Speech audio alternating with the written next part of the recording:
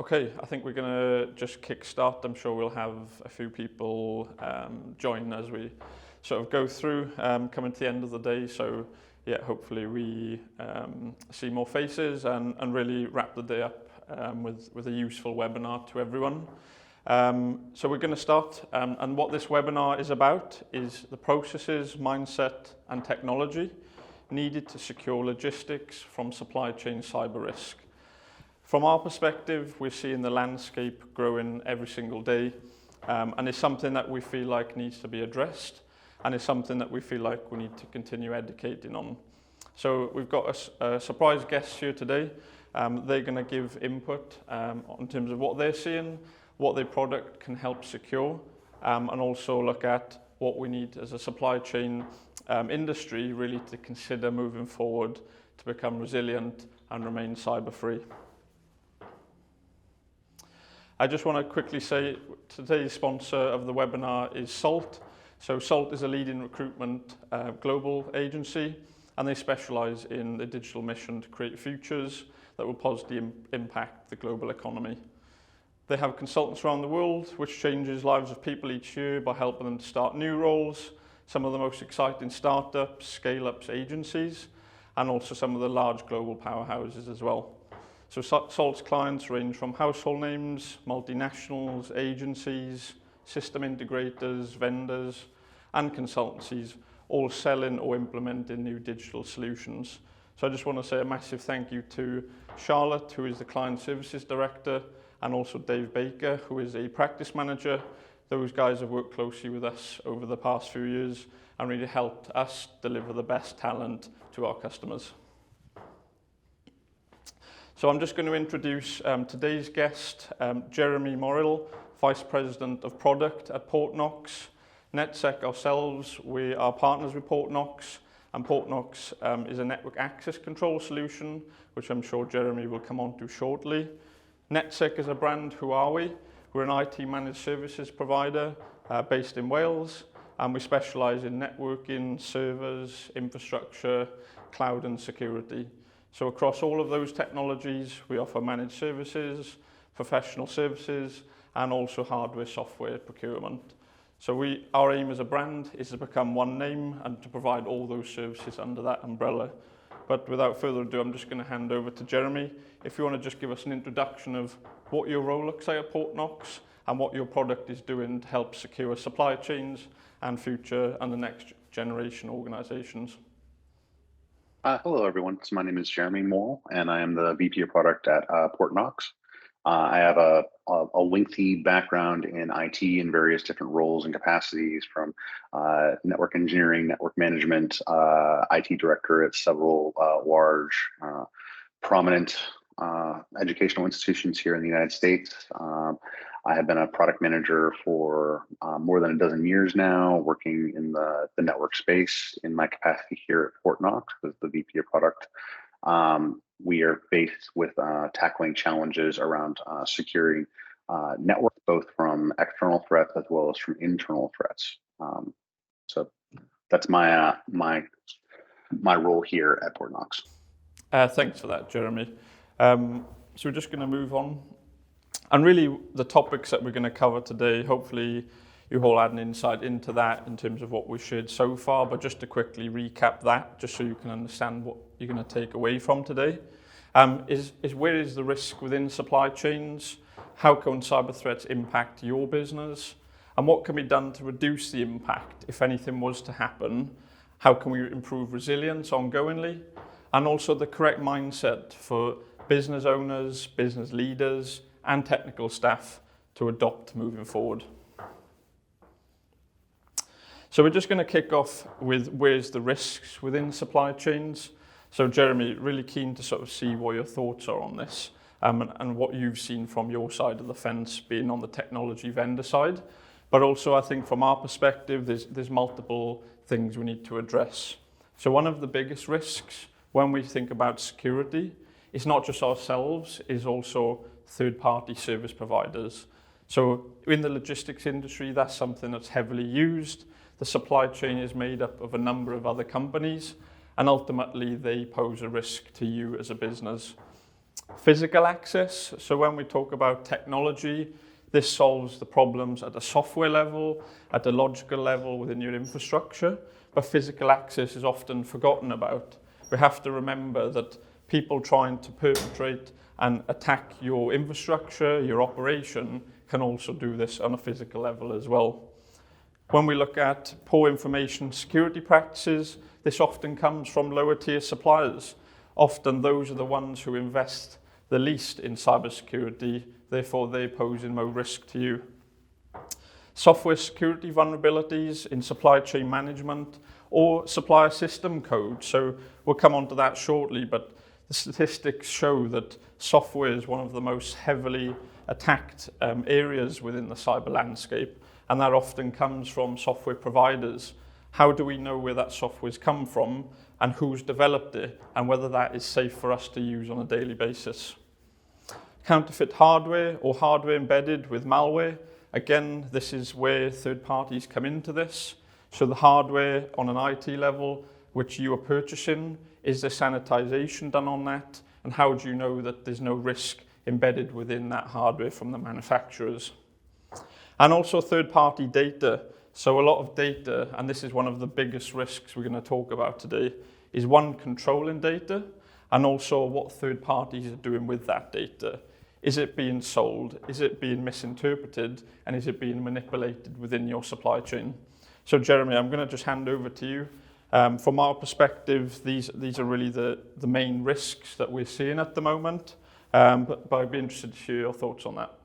Yeah, so people, especially around physical access, people feel like if I put some bars on my windows and locks on my doors, I should be safe from prying eyes. But the reality is like your wireless networks, they transcend beyond the physical walls of your establishment and are a potential attack vector. There's also the historical walled garden approach, which is that as long as I have firewalls at my perimeter, then my interior should ultimately be safe. But the reality is some of the things that you touched on earlier around software and security vulnerabilities, any point of access into your environment can be used by nefarious individuals, hackers, if you will, to gain entry into your environment and make lateral movements, which is why the walled garden approach is antiquated at this particular point in time, and there's the need for microsegmentation. That's basically forcing a policy of zero trust, that I trust no one who's both coming from the outside in, as well as those people who manage to make it into the environment itself. And it's about executing the rules of least privilege. You know, what does this system ultimately absolutely need access to in order to function, and giving it absolutely nothing more than what it needs to function. And that's the basic premise of zero trust and microsegmentation, and something that Portnox is proud to be able to provide, both from a wireless, a wired, and from a remote connectivity perspective. Yeah, no, that's great. I think you're totally right. And an analogy that we often use is companies adopt a hard shell but a soft belly approach. And what that really means is, just because your outer perimeter is secure, whether that's using firewalls, whether you've put your data in the cloud, that doesn't mean fundamentally once that barrier is breached, that behind that is also secure. So I think it'd be great to sort of go into a little bit more depth as we go through the webinar to understand how Portnox is developing a product to secure companies in that sense, and also how they're taking that cloud-first approach to also help organizations on that journey. So when we look at supply chain cyber incidents, we've done a little bit of research in terms of looking at, in 2022, what were those attacks and what did they look like, and where were they really focused on, and how did companies recover from that? So 66% of cyber attacks in 2022 were reported to be focused on supplier software code. So when we say supplier software code, whether that's a WMS system that you're using, or whether that's any sort of software that your company uses on a daily basis, but we talk about WMS because within logistics, that's one of the most heavily used products, whether it's JDA, or whether that's hosted in the cloud as well. That that software is essentially hosted, and that can be virtualized, that can be on hardware and also in the cloud as well. So where we find the issue is software, especially software as a service as well. The control is all with the developers of that software, and how what people, I guess, seem to be under the illusion is that because that software and the code behind that has come from a reputable name or source, that means that they own that code. But often software is actually developed with open source code, so nobody actually owns that, and often it's quite hard to trace who's actually developed that. So you need to be asking your suppliers when you're buying WMS or any other system specific to logistics as to where that software has been developed, what sanitization has been done on that, and what we can do to proactively monitor that. Because once that software is deployed into your organization, then that becomes your problem and your responsibility just as much as the developers.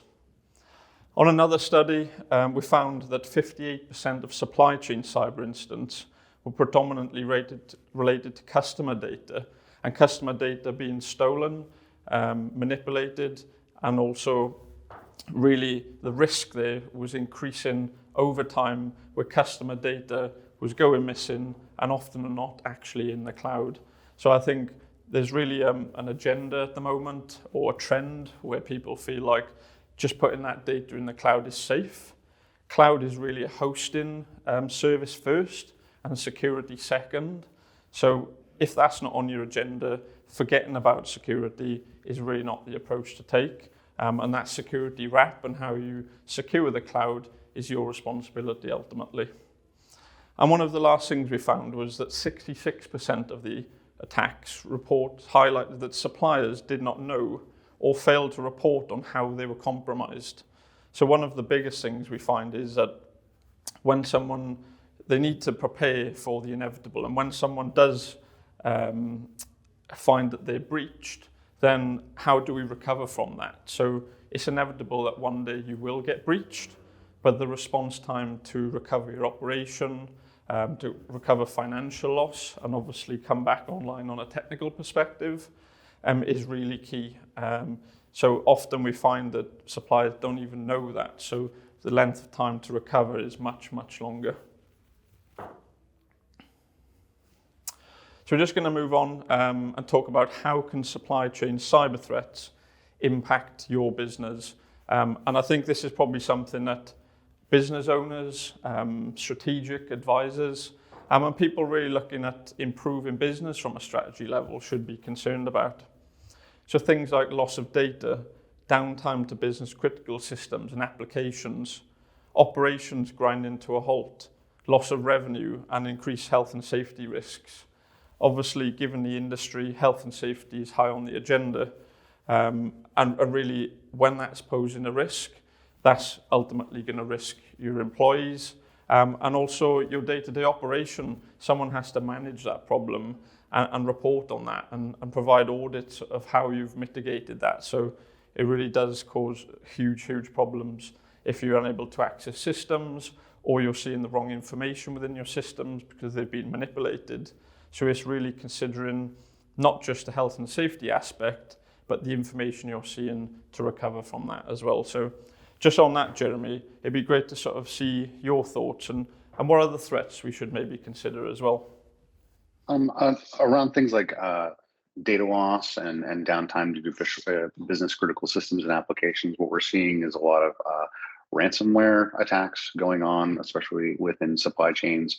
To your point in your earlier slide around developers generally tend to have elevated privileges and access, and this is a common vector of exploitation through spear phishing attacks, what have you, in order to gain privileged access through backdoors, utilizing developer systems as their primary means of input. That could be through two-factor authentication, prompt bombing, or just simply spear phishing attacks that come through email. A developer unwittingly clicks on a link, and before you know it, they have unleashed some malware, some ransomware into the environment. So it's important that you have a lot of checks and balances in place to ensure that, again, that those developers do not have access to anything that they shouldn't have, but also to check and validate and verify that the systems that they're utilizing are fully in compliance with your security best practices. This means things like you have antivirus installed, you have some data leak protection software installed on that, anti-malware, anti-ransomware, etc., and that they're unable to access any critical resources within the environment without those certain checks and balances in place to ensure that their device is compliant, that it is utilizing a business system, and then perhaps maybe not a personally owned machine that could have other types of malware installed on it, because that will significantly reduce your risks to your business and to your ultimately to your supply chain. And regardless of how that access is conducted, whether that's through a remote access VPN to a SaaS-based system or to on-prem systems, whether that's what the machine that they use to sit down at their desk and connect to the wired network or to the wireless network, you want to make sure that that system is 100% safe and clean before it is granted access onto the network. Yeah, no, that's a great point. And I think a few things to pick up on there. When we look at loss of revenue, what organizations should understand is that each cyber breach, and if you were to breach, whether that's on a data level, whether that's on an infrastructure level, there's a direct correlation to the cost of that. And that depends on a few things in terms of the size of your organization, the head count, and also who's responsible for that. So we see time and time again, data protection officers go into court and they're really held responsible for breaches, whether that's information that's stolen, whether that's a breach that's come into your infrastructure because you didn't have a vulnerability patched. Those sort of issues can lead to legal battles and also people ultimately being held accountable. So I think for your organization, speaking to peers in the industry, speaking to experts, and this is where we really tried to help organizations, is directly correlate that loss of revenue to the size of your organization, and then really build a roadmap off the back of that to reduce that over time. And really it's a difficult one, because as business owners or people who are non-technical, really understanding where you take that forward, there's so many technologies out there, this map of loss of revenue to your business will then allow you to budget for that and build out on that roadmap going forward. But I think the point you raised around ransomware, that really links into our next slide, which is really going to show how big companies, even no matter what size company you are, it's not always you that's the target. If someone within your supply chain is at risk and they are infected by ransomware, for example, or malware, then that's ultimately, if your defenses on the outside and also on the inside aren't in place, then that problem is going to come to you at some point as well. So I think it's a really key point there to understand that the revenue element of this, it does directly map to every business, and there will always be a risk there. So we're just going to talk about Maersk. I'm sure everyone has heard of Maersk at some point. One of the biggest shipping freight companies in the world. And a few years back, they were on the headlines for one of the biggest cyber breaches ever reported. So I'm just going to quickly run through what that looked like. And then hopefully, as we sort of go through this webinar, it's something to relate to and to understand how that happened to them and what that sequence of event looked like. So what happened with Maersk? So there was a vulnerability called Eternal Blue, which was a Microsoft vulnerability, which was discovered many years ago. And what that vulnerability essentially caused problems was to one of Maersk's supply chain partners. The problem was that Maersk also had the same problem and also didn't take Microsoft recommendation to patch and upgrade their systems. So when we look at what happened here, the supplier was infected with ransomware at one of their shipping ports within Ukraine. And all that came from was a single PC at a port location that was physically connected to and infected with ransomware. And ultimately that spread globally throughout Maersk's network, and also other Maersk partner networks as well. So it wasn't just those that were affected, it was actually the entire supply chain. And that really turned a corner for those as a business and as a supply chain to really think about things differently. And ultimately what that was down to was a lack of process, mindset, the wrong mindset, and also the technology not in place. So what happened there? They were offline for 3 days. That affected 50,000 endpoints, and that could be anything from laptops, RF scanners, printers, anything that requires a connection was effectively part of that. There were 600 sites globally, and that was within 133 countries, 130, sorry. And the total cost of that breach was between 200 to 300 million. However, the cost is actually expected to be much more than that, because the total cost of the breach also had in question their supply chain partners as well, which was also in the hundreds of millions. So even though the reports say this, that was actually much greater. But Maersk obviously got heavily impacted directly. If their external defenses was very much secure, then they could have been excluded from that vulnerability and probably helped other supply chain partners as well, which they interface to. So what can be done to reduce the impact if anything was to happen? So there's a few things that I want to raise here. Is always be prepared. So like I said, when the inevitable happens, you have the defenses, the processes, the policies, the people and the technology to react to that. Do the simple things right. Often people feel this overwhelming feeling that they have to look at these complex solutions, maybe like MDR or cloud security solutions, which cost lots of money. There's the basic things that we can do right. Things from email security. We can now leverage AI heavily through sandboxing. We've got things like network access control, which I'm sure Jeremy can give an insight into what that's doing to reduce impact. And cyber attacks don't discriminate. Whether you're a large organization, medium or small, cyber criminals don't consider this. They start with the more basic attacks, so spam email, looking at those endpoints that aren't protected, so bring your own device. If people haven't got those policies in place, nobody controls personal devices, so you as a corporation need to adopt something like mobile device management. And also control movement, which again, I think Portnox as a network access control solution is really addressing. So once an attacker is beyond your external defenses, lateral movement within your infrastructure is almost inevitable. And this is where role-based access decreases the risk of where they can access. So for example, me as admin staff, I might need to access a file server, I might need to access accountancy software, but I can't access the domain controller, which controls the entire organization. I can't access the network equipment, which provides connectivity to wireless, which then serves our RF scanning infrastructure in warehouses. So it's these things that we need to think about in the short term, and also the long term, then look to build on that and look at MDR solutions, look at simulation tools that we can use to really see if our defenses are up to scratch. But just on that, Jeremy, is there anything else that you feel like business owners and strategic people in businesses can start thinking about how they can reduce the impact when that happens to them?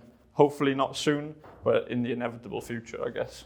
Well, in your Maersk example, I think it follows the proverb that an ounce of prevention is better than a pound of cure. So for probably 1% or less of what it costs them in the end to recover from the exploitation, they could have prevented all of that. There's a litany of things that I'm sure they could have done better, but just simply following your security best practices, things like managing and maintaining your Windows updates on your critical systems on all of your endpoints, but also ensuring that those devices that your end users are utilizing are also properly managed and maintained with EDR software and patch management, et cetera. And if they aren't, then they simply do not allow them to access your network in any way, shape, or form, either wirelessly, from a wired network or from the VPN. Place them in a quarantine VLAN temporarily so that they can get into compliance if necessary, or just outright deny them access entirely. Yeah, no, you're totally right. And I think the compliance element is very important. When we look at cyber threats across the board, where I feel like companies can really get a hold on that is, one, to have visibility, to have control and be able to remediate. And really what a network access solution does is allows you to do all of that in a single pane of glass. So I think that's something that every organization should consider. It's not a product that's only fit to large companies. And I think what's great really is about Portnox is that we can leverage the SaaS functionality. So if you're a smaller company or a medium company and your IT team is quite small or your security team is small, then a lot of that is actually built into what you get from a product like Portnox. So when we talk about SaaS products, that's essentially taking all of the utilities away from you. So the power, the cooling, the electricity, all of that is built into the subscription that you pay for. That's no longer your problem to manage. And then ongoing security as well. So you can sleep at night knowing that that product is patched every month or every week. And any vulnerabilities are also dealt with immediately. And really ongoing security is much, much less of a concern. So I think the SaaS model is really great. And I think that's definitely the future. Obviously, there's other things to consider there, but I think it is really great that overheads are also drastically reduced. Because often or not, cyber is an overhead and people have their day jobs, they have their operation to run. Cyber is often a part of that especially non-technical people don't want to consider and waste time on. So I had a similar conversation earlier on today, and it was great to see other companies really developing a proactive approach, but also rewarding their staff for doing cyber training. So if they have a simulation product and they click on an email, which is a phishing email, that then sends them into a training module to upskill them. And by doing that, they get rewards and they see an incentive there. So I think that's really important around being proactive, as just another thing to add really to reduce the impact of when things happen.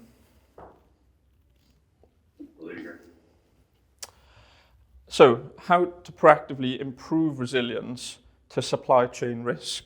Obviously, we've talked about where's the risk, how can it impact us, but now we're going to look at how we can, just going off the back of what I just said, is proactively improve that. So quite a number of things here to talk through, so I'm going to just go through this quite quickly, but if there's anything else that you want to add to that, Jeremy, once I've gone through this, then please do. It'd be great to hear your thoughts on that. But ask your suppliers those difficult questions. Sometimes when you have good relationships with people, that should encourage you to ask them, have you got the processes and policies in place? What technologies are you using? And do that often as well, because the cyber landscape is ever developing. Not one day is the same, and hackers are becoming more sophisticated. So that ongoing dialogue to ask them where they're at in their journey is really going to help you become more confident in working with them, and also for other people to have those conversations with you and know that you're having those open conversations with suppliers to fundamentally reduce the risk ongoingly and not just now and in the future. And focus on the gateway to your infrastructure. So although we've talked about internal security and lateral movement, also don't forget that the external, so the internet, is the focus for entering into your network. This is one of the highest risks, the internet. So think about things like VPN, invest in firewall technology. It doesn't have to be top tier vendors. You can have basic level protection from lower tier vendors, but understand what that cost looks like. And it's also a trade-off between cost and also security and what that provides you. So I think the gateway is definitely something to invest in and to understand what features. So when we look at next generation firewalls? Is it URL filtering that you need to focus on, and that's where you've seen problems occur? Is it problems with the policies that you're able to implement? There's so many different elements to next generation firewalls that we really need to understand before making that investment. Penetration testing. There's so many different types of penetration testing, and this is essentially, for people who aren't aware what this is this is actually a hacker that comes into your network or into your organization, and based on the type of penetration test, whether it's on your website, whether it's on your network, it could be on different areas of your IT infrastructure, that hacker or certified ethical hacker comes in and tries to breach your defenses, and off the back of that builds a report that allows you to then move forward and fix those problems and ultimately risks ongoingly. Going back to what I said in terms of asking your suppliers those difficult questions, audit them, set risk assessments on the physical and virtual side as well. So physical, go to their premises, understand what physical security they've got. We've seen with Maersk, that was a combination, I guess, but really where that sourced from was a physical, I guess, door that was open, and really someone was able to gain access, and then on the virtual software side, then take advantage of the vulnerabilities that's there. Honeypots, we see these used quite often, and these essentially are traps for hackers for you to report on, and then build off the back of that into technology solutions that solve those problems. Look at accreditations to start your business moving forward with providing reassurance to your customer base, your supply chain, and also senior management, Cyber Essentials Plus, and really for us, the framework, which is ISO 27001.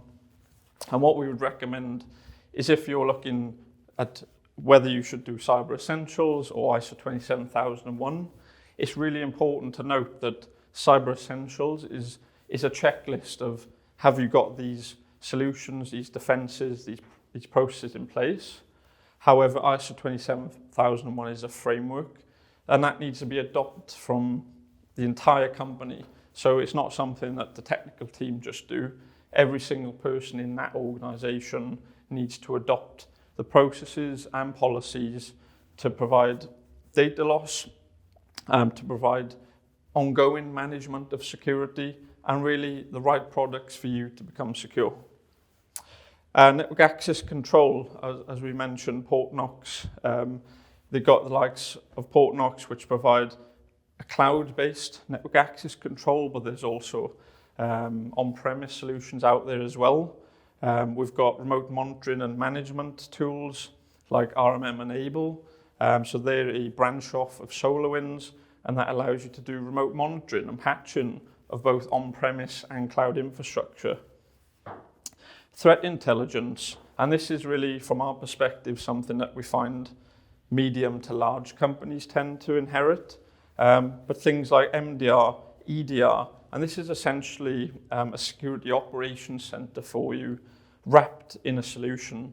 So the likes of Sophos, Alert Logic, these providers are providing a completely managed service, which us as NetSec work closely with these guys, and we help integrate that into your network to really manage, detect, and respond, as it says, simply that. And then also endpoint detection.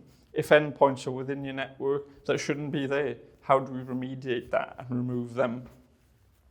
Mobile device management, that's something that we've mentioned. The likes of AirWatch, they really provide compliance to mobile devices throughout your organization. So I think that's something that's often forgotten about.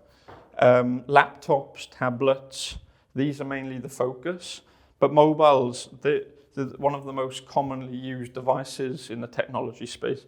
And I guess in general, most people have a mobile device, and that's where the targets are now becoming, whether that's on banking apps or personal data, that's all held on these devices, and you as a corporation are responsible for that when that relates to doing business and really everyday operational work.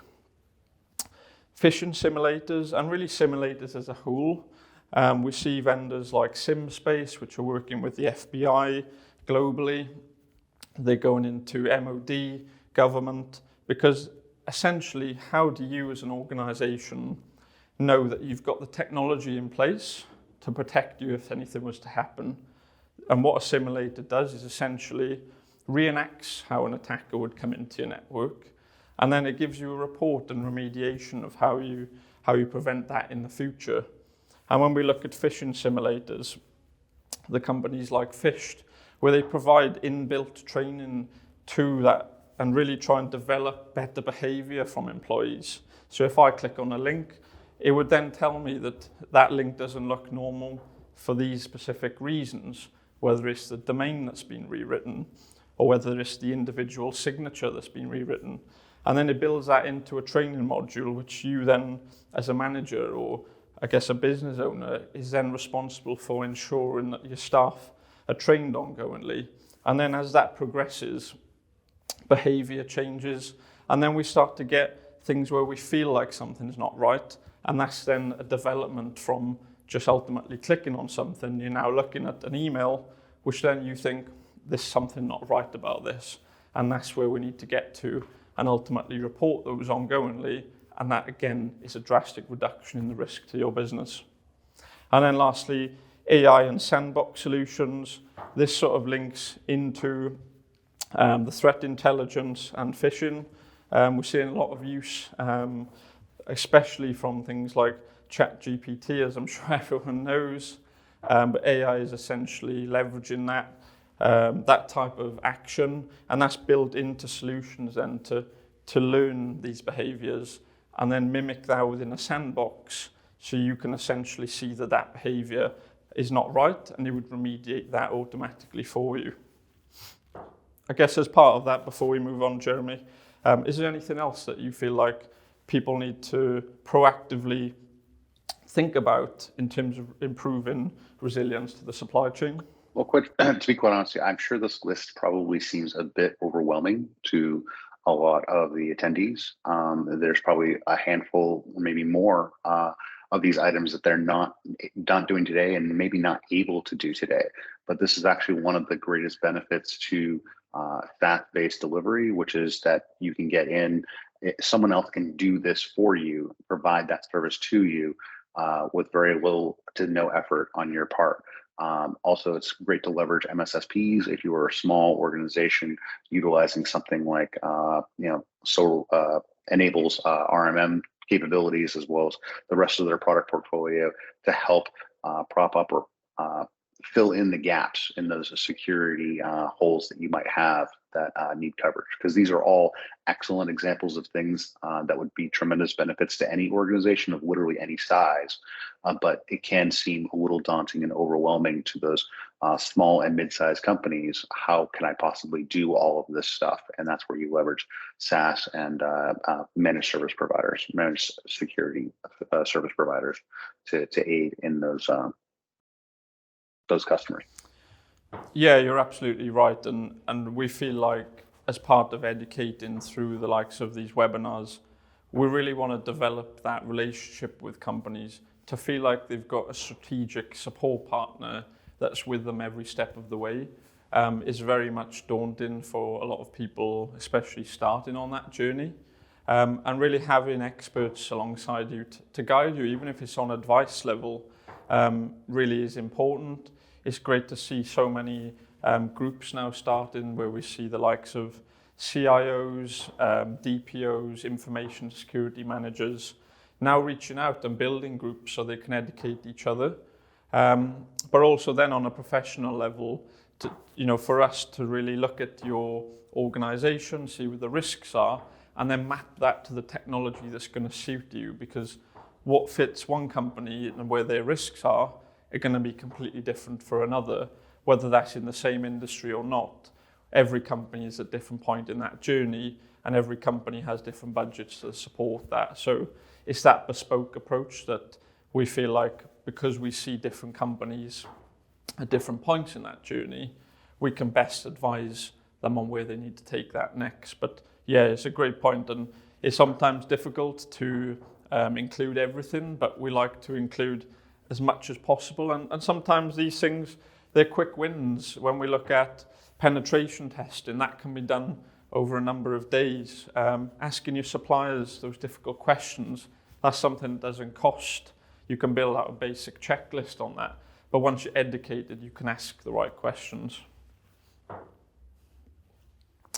And just to, I guess, start to wrap things up, and I think it's really been useful for me to see what your perspective is on things. So hopefully that's obviously been useful for everyone else on the webinar. But really, what can business owners going forward, what can they adopt from a business, an operational mindset, I guess, when working within a supply chain? What's going to make them successful and ultimately become better at managing cyber risk and also supply chain risk associated with that? I think you touched on, I'm going to point back to my previous comments, which is leverage SaaS-based services where possible and where appropriate.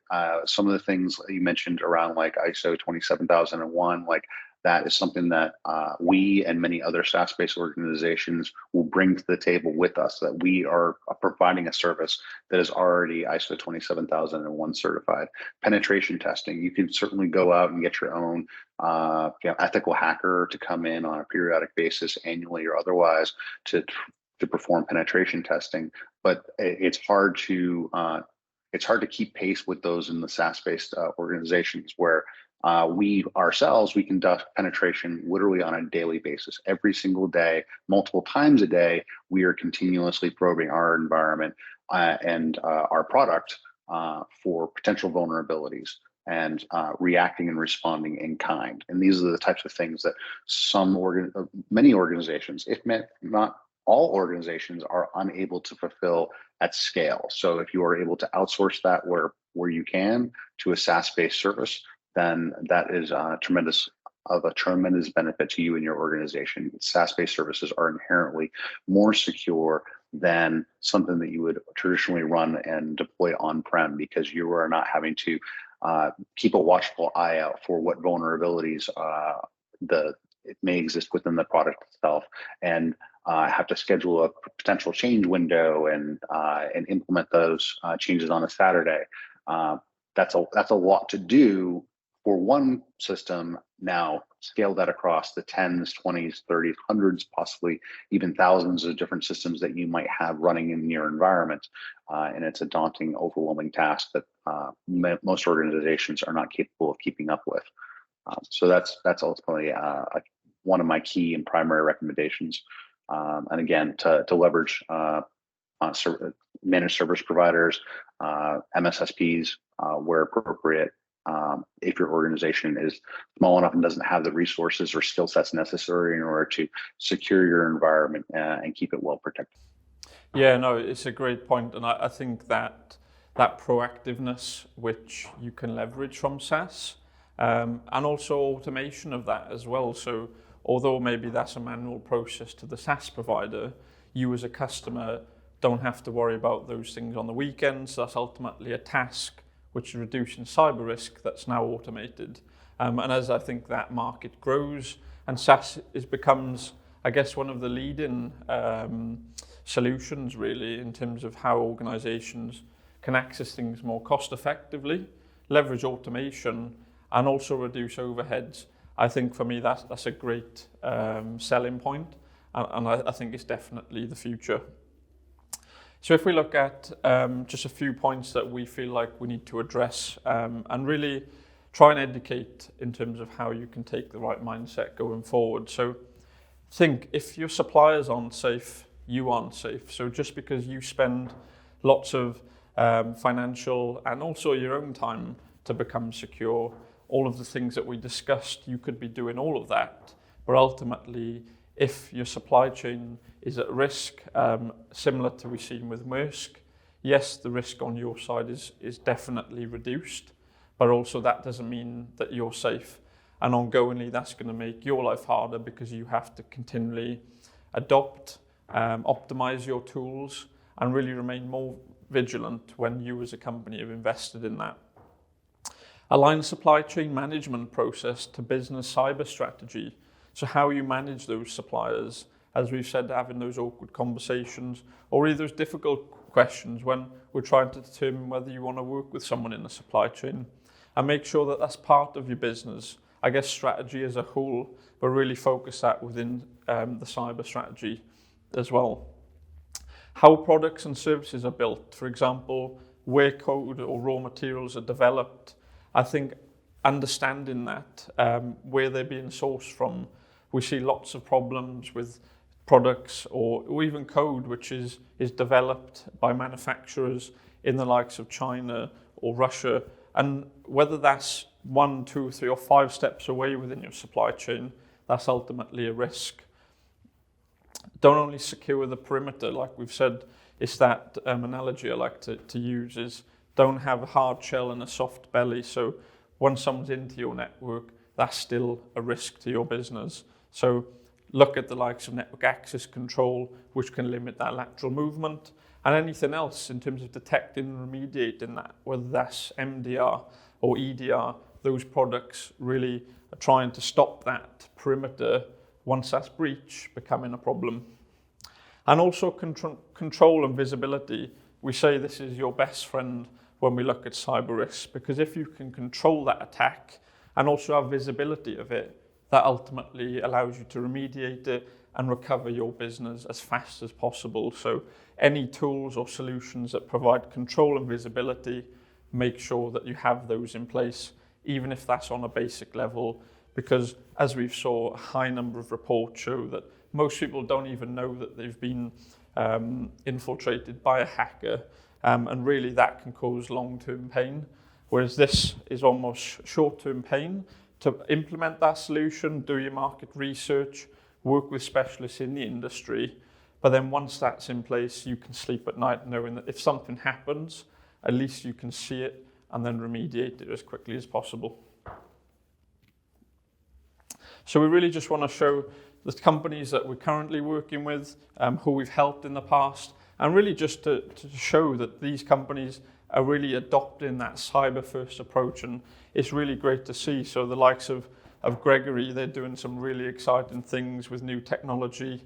Evo Group, Debenhams, which is now Boohoo, Estee Lauder, OSI, Shawbrook Bank, and the list goes on. And these companies really have worked with us in recent years and really taken that step into that and built out a roadmap and really reaped the rewards. And they continually do that.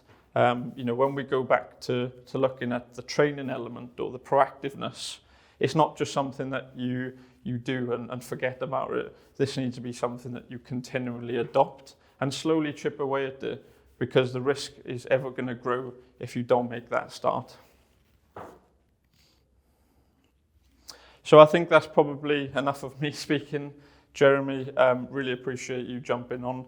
Is there anything else you want to sort of add before we just wrap up and see if anyone wants to ask any questions to me or yourself? No, I just wanted to thank you and everyone for the opportunity to be here today. So thank you. No, it's been great, and hopefully I think we continue seeing Portnox appear in the UK. I think you guys are doing some great things. It's really just through these webinars we're looking to deliver value and really help you realize maybe where you are in the roadmap and what you need to think about going forward. And I think it's a difficult one because nobody really knows where they are in that journey. But this is really being aware of what's next for you as a company and maybe where you need to take that. And by us showing you these different technologies or even referencing these examples like Maersk and what really happened to companies like that, then hopefully we can educate you and really help you make that next decision in your cyber journey.